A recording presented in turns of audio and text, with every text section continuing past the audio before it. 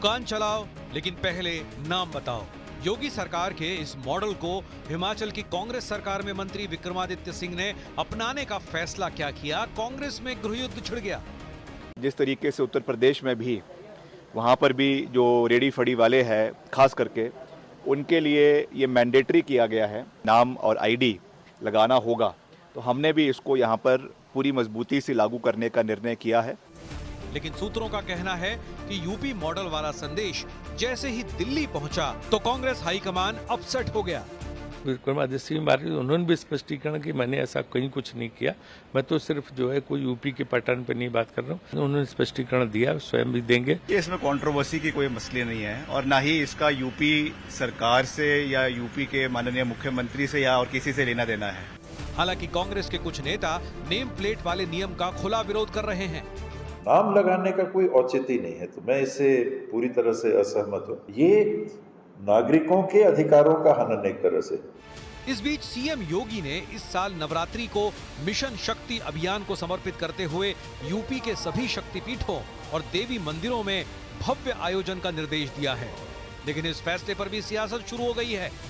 नवरात्रि में दुर्गा पूजा नहीं होगा, हर कीर्तन नहीं होगा तो नमाज तो होगी नहीं, तो नमाज के लिए मनाही तो है नहीं कि आप नमाज मत पढ़िए। यही सरकार की जिम्मेदारी कि जब दूसरे धर्मों के दूसरे लोगों का भी त्योहार हो तो उसमें भी उनको आजादी होनी चाहिए। सिर्फ हिंदू त्योहारों के लिए ये काम किया जा रहा है और मुस्लिम त्योहारों को नजरअंदाज किया जा रहा है तो फिर ये एकतरफा प्रोग्राम होगा और इसको फिर ये कहा जाएगा हिंदू वोट बैंक साधने के लिए उत्तर प्रदेश सरकार ने आदेश दिया। उधर शिमला के पास संजौली में अवैध मस्जिद को लेकर ओवैसी की पार्टी के नेता शोएब जामई के एक बयान पर भी सियासी घमासान छिड़ गया है। जितनी हाइट पे ये मस्जिद की बिल्डिंग है उतनी हाइट पे ये दूसरी भी बिल्डिंग है, तो अगर ये इलीगल है कंस्ट्रक्शन तो फिर बाकी लीगल कैसे हो जाएगा? हम जानते हैं मौलाना के लिए एक ये है, माशाल्लाह उन्होंने बहुत अच्छे तरीके से हैंडल किया है। इतने कम तादाद है, आबादी आपकी कम है, आपको उतना सपोर्ट सिस्टम नहीं है। लेकिन आज सबसे बड़ा सवाल है कि क्या योगी मॉडल पर कांग्रेस फंस गई है? आज इसी पर होगी देश की सबसे बड़ी बहस, नेम प्लेट पर बंटवारा पॉलिटिक्स। और किस तरह से योगी शासन पर मुरीद हुआ है विपक्ष, आज उसके मैं कुछ आपको उदाहरण बताऊंगा। विपक्ष पर योगी शासन के जादू का विश्लेषण। आप बोलेंगे योगी आदित्यनाथ बीजेपी के मुख्यमंत्री हैं, लेकिन विपक्ष पर इनका जादू कैसे सिर चढ़ के बोल रहा है, आइए देखिए और समझिए इसको। योगी राज में अपराधियों के घर पर बुलडोजर का एक्शन हुआ। लगभग विपक्ष की हर पार्टी ने इस मॉडल को फॉलो किया है, या फिर कहें तो विपक्ष की सरकारों ने इस मॉडल को फॉलो किया है। जनवरी 2023 में राजस्थान में अशोक गहलोत की सरकार थी, पेपर लीक केस में आरोपियों के घर पर बुलडोजर चलाया गया। यह मॉडल योगी आदित्यनाथ ने इस देश में शुरू करा। अब मैं बात करता हूं एक और मॉडल की। सीएम योगी ने देश के कई हिस्सों में जनसंख्या परिवर्तन का मुद्दा उठाया। अब हिमाचल सरकार में मंत्री अनिरुद्ध सिंह ने रोहिंग्या का मुद्दा उठाया, कहा पता नहीं इतने सारे लोग कहां से आ गए हैं, और अनिरुद्ध सिंह ने योगी आदित्यनाथ की बात का डायरेक्टली इनडायरेक्टली समर्थन कर दिया। अब मैं आता हूं दूसरे पॉइंट पर। 4 जून 2022 को कानपुर हिंसा के आरोपियों के पोस्टर लगे। ये एक बड़ा मॉडल था जिसके अंदर आरोपियों के पोस्टर लगा के बताया गया कि ये आरोपी है शहर के चौराहे के ऊपर। लेकिन ठीक 10 दिन बाद रांची में 14 जून 2022 को रांची पुलिस ने हिंसा के आरोपियों के पोस्टर चिपकवाए। और जब इस पूरे मामले में कहा गया कि योगी आदित्यनाथ के मॉडल को फॉलो कर रही है, तो वहां की पुलिस को इसको आनन फानन में हटाना पड़ा। लेकिन अब मैं बढ़ता हूं आगे। योगी राज का एक और एग्जाम्पल, अभी रिसेंटली वाला। ढाबा रेस्टोरेंट पर मालिक की नेम प्लेट आवश्यक है। भाई अगर आपका नाम शोहेब है तो शोहेब लिखिए, अगर आपका नाम सलमान है तो सलमान लिखिए, अगर आपका नाम कुछ और है तो कुछ और लिखिए। यानी अगर मेरा नाम अमीश है तो मैं आमिर तो लिखूंगा नहीं, अगर मेरा नाम जो मेरा नाम है मैं वही लिखूंगा, तो इसमें आपत्ति क्या है? लेकिन अनिरुद्ध सिंह ने भी यही बात की। हिमाचल सरकार में मंत्री विक्रमादित्य सिंह ने भी ऐसा ही नियम लागू करने का ऐलान कर दिया गया। उन्होंने कहा कि बाकायदा हमने कमेटी बना दी है, देखिए एक और मॉडल है जिसको फॉलो किया गया। लेकिन बड़ा सवाल आज का क्या है, क्या सीएम योगी का शासन विपक्षी राज्यों के लिए भी एक रोल मॉडल शासन बनता जा रहा है कि शासन करना है तो योगी आदित्यनाथ वाला शासन करे। शरद त्रिपाठी है मेरे साथ, भारतीय जनता पार्टी के नेता प्रवक्ता और साथ ही साथ विधायक भी हैं देवरिया विधानसभा के, उनका अभिनंदन है। मेरे साथ आचार्य प्रमोद कृष्णम है, जाने माने राजनीतिक विश्लेषक हैं और कल की पीठाधीश्वर है, उनका अभिनंदन है। मेरे साथ अजीज खान साहब हैं, प्रवक्ता समाजवादी पार्टी के, उनका अभिनंदन है। मेरे साथ साजिद रशीदी हैं, उनका अभिनंदन है। तहसीन पूनावाला है, उनका अभिनंदन है। तो इस चर्चा में आप सबका स्वागत है। लेकिन अजीज खान, अब जो लोग आपके अजीज हैं यानी कांग्रेस, अब जो लोग आपके अजीज हैं यानी जेएमएम, वो भी योगी मॉडल को फॉलो कर रहे हैं, तो आपको लगता है कि योगी जो कर रहे हैं वो ठीक ही कर रहे हैं? अजीज खान। हाँ अमीश भाई, क्या सवाल क्या है? सवाल यह कि अब तो आप लोगों के अजीज जो हैं, कांग्रेस पार्टी हो या फिर जेएमएम, दोनों योगी मॉडल को फॉलो कर रहे हैं। देखिए अमीश भाई, दो तीन बड़ी इंपॉर्टेंट बात है कि सबसे पहली बात तो ये जो नेम प्लेट का इशू है वो पहले ही सुप्रीम कोर्ट ने उस पर बाकायदे फटकार भी लगाई और उसके साथ साथ उस पर रोक लगा दी। तो ये तो बात स्पष्ट हो गया कि जो भी कानून कायदा कोई भी सरकार अगर लागू करती है और अगर वो आपसी भाईचारा को तोड़ती है, आपसी वैमनस्यता को बढ़ाती है और उससे भेदभाव अगर पैदा होता है, तो मुझे लग रहा है कि वो काम चाहे वो कांग्रेस करे, चाहे वो बीजेपी करे या कोई भी पार्टी करती है, मुझे लग रहा है उसका विरोध होना चाहिए हर तरीके से। लेकिन एक दूसरी तरफ जो आज जो सबसे बड़ी समस्या है इस मुल्क में मिलावट की, आज जो शुद्धता कैसे बरकरार रहे, तमाम ऐसी चीजें हैं जिसमें आपने देखा कि लगातार मिलावट बड़े स्तर पर है। आखिर वो मिलावट कैसे खत्म होगा? क्या नेम प्लेट लगा करके अगर कोई भी शख्स अपने दुकान का नाम या अपना नाम लगा लेता है, लिख लेता है, तो क्या वो मिलावट नहीं करेगा? क्या वो शुद्धता का वो प्रमाण हो जाता है? आज ये सरकार बाध्य होना चाहिए, सरकार को सख्त होना चाहिए। अजीज खान, आप नाम में मिलावट क्यों चाहते हैं? चलिए, खाने में मिलावट का आप विषय कर रहे हैं, नाम में मिलावट क्यों चाहते हैं? अगर नाम किसी व्यक्ति का आसिफ है तो आसिफ लिखे, अगर किसी व्यक्ति का नाम अमित है तो अमित लिखे, इसमें क्या हर्ज है? अगर हितेश किसी का नाम है तो वो अपना नाम हनीफ क्यों लिखेगा? अगर अवनीश किसी का नाम है तो वो अपना नाम अंसारी क्यों लिखेगा? अमीश भाई सुन तो लेना, इस पर बहुत डिबेट हो चुका है। सुप्रीम कोर्ट ने बाकायदे इस पे फटकार लगाई, रोक लगा दी, सारी बातें हो गई है। अब वो बहस का मुद्दा बचा ही नहीं। आप गलत आज मुद्दा है मिलावट का। मैं तो बात कर रहा हूं कैसे खत्म हो। अरे सर लिया उसकी मैं बात कर रहा हूं। दुकान पर प्रोप्राइटर का नाम आना चाहिए। सुन तो ले,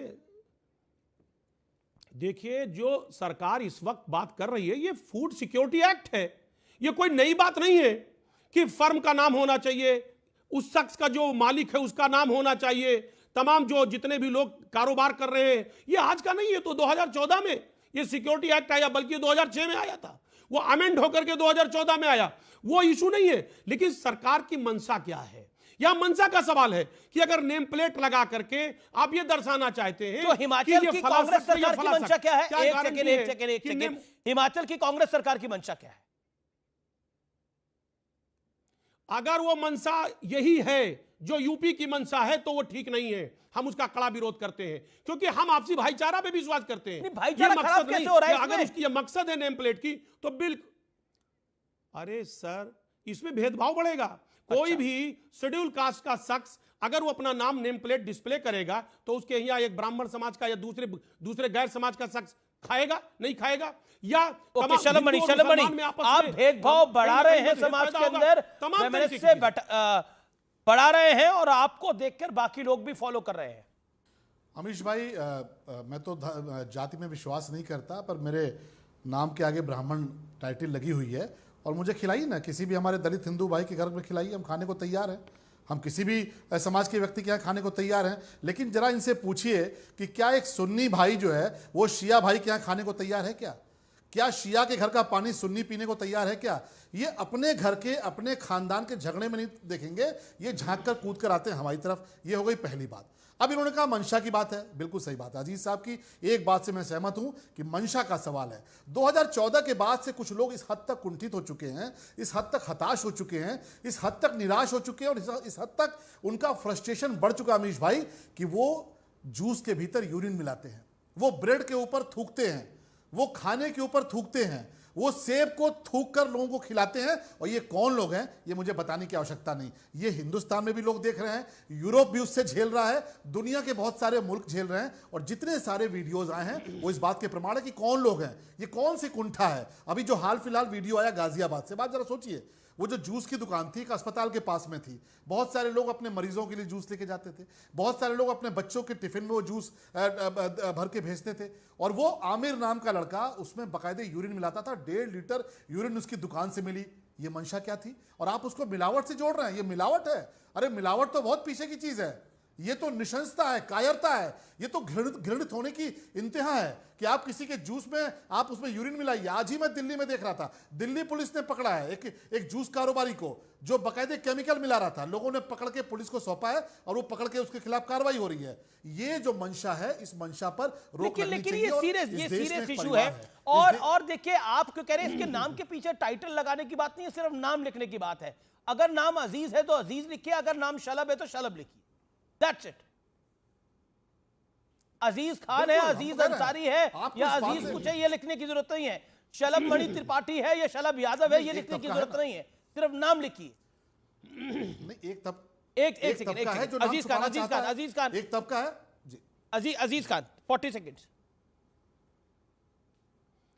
देखिए अमीश भाई, मैंने कहा ना, कोई यूरिन मिला करके अगर जूस बेचता है, थूक करके खाना दे रहा है, वो किसी भी समाज का शख्स हो सकता है। ये जरूरी नहीं कि वो आमिर है तो वही कर सकता है, वो शैलेश भी कर सकता है, वो राम भी कर सकता है और रहीम भी कर सकता है। ये इशू नहीं है। सवाल इस बात का है कि इसको आप इससे कैसे जोड़ रहे हैं कि नेम प्लेट आप लगा देंगे तो जो आमिर होगा वो तो पिलाएगा, गलत काम करेगा, बट वो रमेश होगा वो गलत काम नहीं करेगा। सोच रहे हैं देखिए, ये नार्म नहीं है। नार्म होना चाहिए। ये तो बोला ही नहीं, इसमें धर्म की तो बात ही नहीं है। आपके पूरे निर्णय में मैंने वही कहा, तो बात ही नहीं है, नाम लिखने की बात है। इसको धार्मिक रंग दे क्यों रहे हैं आप? देखिए और सुनिए सर, आमिर को भी लिखना, अमित को भी लिखना अपना नाम। सुनिए ना सर, अभी सलभ भाई ने कहा, अरे सुनिए ना सर, अभी सलभ भाई ने कहा कि साहब मैं किसी एससी के यहाँ खाना खा सकता हूँ, आप सुन्नी या शिया आपस में खा सकता। देखिए, मैंने कहा इस मुल्क में कोई भी किसी के साथ घर खाना खाए, खाना भी चाहिए, बिल्कुल खाना चाहिए, ये सवाल नहीं है। लेकिन इसी जो आपसी भाईचारा है, इसी को तो बीजेपी खत्म करना चाहती है। वो चाहती है कि इस तरीके से वैमनस्यता पैदा कर दिया जाए कि लोग, ठीक है, वैमनस्यता पैदा करना चाहती है Bharatiya Janata party. Okay, Shalabh Mani 30 second sharp in rebuttal. Okay sir, you made your point, audios down. Shalabh Mani Tripathi, Jain Poonawalla. अब देखिए, अगर थूका हुआ जूस पीना आपसी सौहार्द है तो हमें ये सौहार्द स्वीकार नहीं है।